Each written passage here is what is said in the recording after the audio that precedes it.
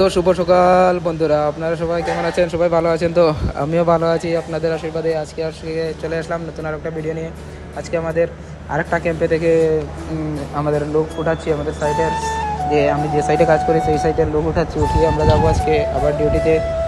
তো এই যাওয়ার সময় আমাদের ছোটো ক্যাম্পটা, যে 2 নম্বর ক্যাম্পটা আমাদের আছে না, সেটা আপনাদের সাথে শেয়ার করছি। দেখেন কীরকম ক্যাম্প, সব মানুষ যখন ডিউটি যাওয়ার জন্য সবাই বসে আছে।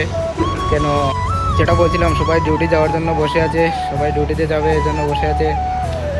তো এখন আমরা সবাই ওরা উঠে গেছে, উঠে আমরা চলে এলাম সাইটে এসে আমি এবার স্টার্ট করলাম। দেখেন এখানে কাজ করছে, দেখেন এই যখন মেশিন চালাচ্ছে এলটি, এটার নাম হচ্ছে এলটি দিয়ে এটা কংক্রিট ভাঙছে, ঠিক আছে। এটার নাম হচ্ছে এলটি দিয়ে এখানে, তো এলটি দিয়ে এখানে কংক্রিট ভাঙছে। কেন ফ্লোরটা বেশি উপরে হয়ে গেছে, উঠে গেছে, এর জন্য আরও 1-2 সেন্টি ভেঙে ফেলাচ্ছে। আমি এখানে এসেছিলাম এই তোমার সেফটি চেক করার জন্য, সব ঠিক আছে কিনা। এখানে দেখেন প্লাস্টার করছে এদিকে।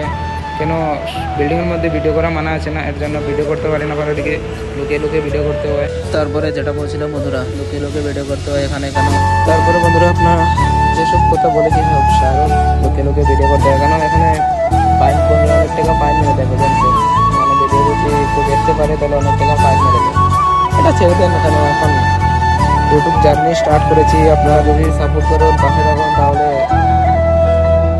আমার জন্য খুবই ভালো, আমাদের ইউটিউব ফ্যামিলির জন্য খুবই ভালো।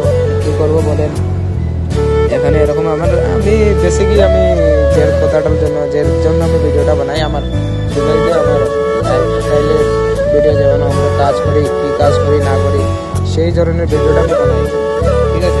কেন আমার খুব ভালো লাগে আমার লাইফে কী হচ্ছে না হচ্ছে, কাজ কীরকম করছি না করছি, সব কিছু আমি আপনাদের সাথে তুলে ধরছি।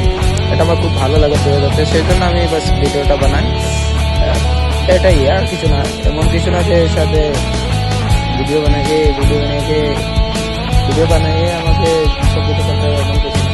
কেন এখানে কীরকম কাজ করি না করি, আমাদের যে প্রবাসী ভাইরা আছে, যারা আছে, তো এখানে যারা আসতে চাচ্ছে তারা যেন দেখে কীরকম কষ্টের কাজ।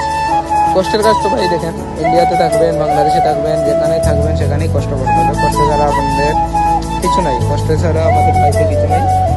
কষ্ট না করলে খেতে পারবেন না, খাওয়ার জন্য ভাই কষ্ট করতেই হয়।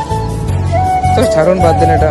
যারা বাইরে আসছেন সবাই আমি দোয়া করি সবার ভালো থাকুন, ভালোভাবে থাকুন, সব ভালো রাখুন।